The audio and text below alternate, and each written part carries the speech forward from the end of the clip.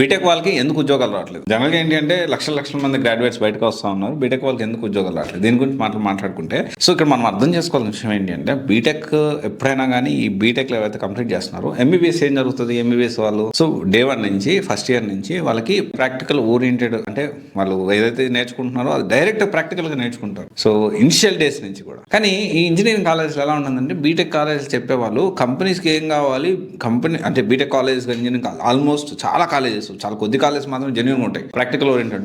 చాలా colleges majority 80 to 90% colleges ఎలా ఉంటాయి మనందరికి తెలుసు. క్లాసులు చెప్పే వాళ్ళు కూడా అసలు కంపెనీ ఏంటి, కంపెనీలో ఎలా వ్యవస్థ రన్ అవుతుంది.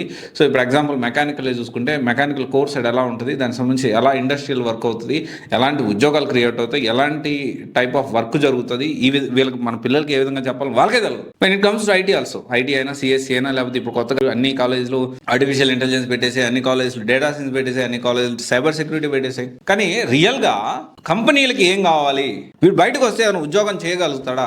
ప్రతి ఇంటికి ఒక ఇంజనీర్ ఉన్నాడండి. ఇప్పుడు మన తెలుగు రాష్ట్రాల్లో ఆల్మోస్ట్ ప్రతి ఇంటికి ఒక ఇంజనీర్ ఉన్నాడు. కానీ ఉపయోగపడే ఇంజనీర్లు ఎంతమంది ఉన్నారనేది భగవంతుడికి తెలుసు. అంటే ఎందుకని ఇప్పుడు మీరు జాయిన్ అయ్యేటప్పుడు ఒకవేళ ఇంజనీరింగ్ కాలేజ్ కానీ డిగ్రీ కానీ జాయిన్ అయితే ప్యారలల్ గా కంపెనీ రిక్వైర్మెంట్స్ ఏంటి, ఇండస్ట్రీలో ఏం జరుగుతుంది, if you are into mechanical side చూడండి, if you are triple side చూడండి, ఇఫ్ యూ ఆర్ ఈసీ దాని సైడ్ రిలేటెడ్ చూడండి, సివిల్ దాని రిలేటెడ్ చూడండి.